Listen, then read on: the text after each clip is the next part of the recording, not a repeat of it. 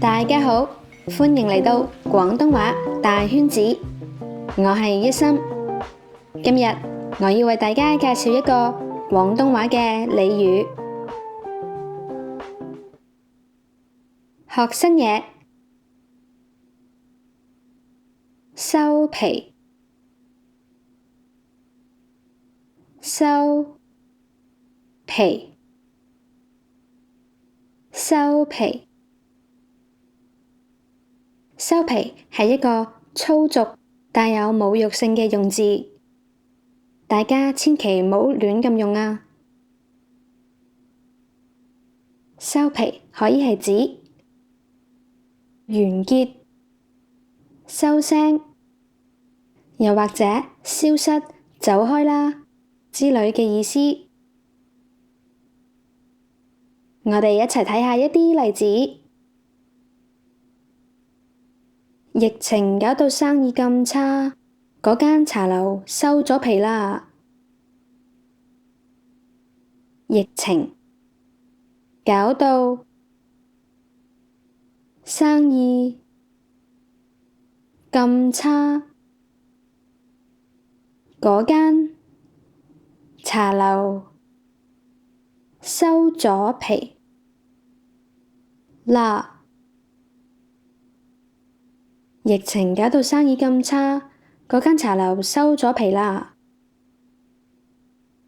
喺呢度，收皮嘅意思就係指茶樓已經執咗笠啦。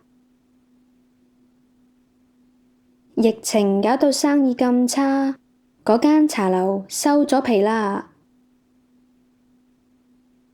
疫情搞到生意咁差，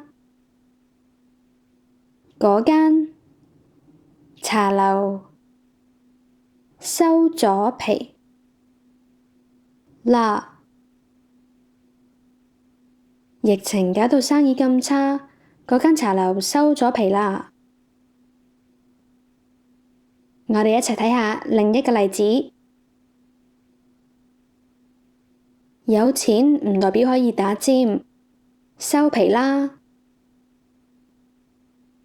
有錢唔代表可以打尖，收皮啦。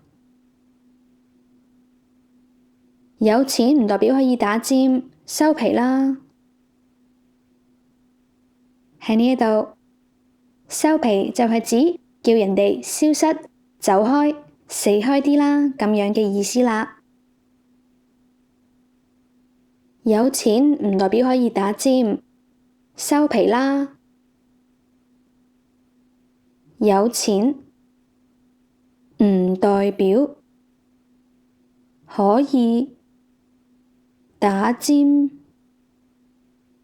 收皮啦。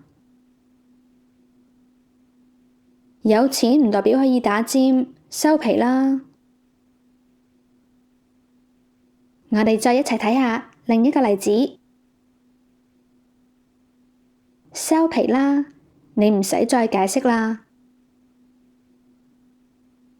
收皮啦，你唔使再解釋啦。收皮啦，你唔使再解釋啦。喺呢度，收皮就係指叫人哋收聲咁嘅意思啦。收皮啦，你唔使再解釋啦。收皮啦，你唔使再解釋啦。收皮啦，你唔使再解釋啦。好，咁大家就練習下啦。喺適當嘅時候，粗俗同埋帶有侮辱性嘅字眼，其實都可以好有用㗎。好，係咁多，食飯先。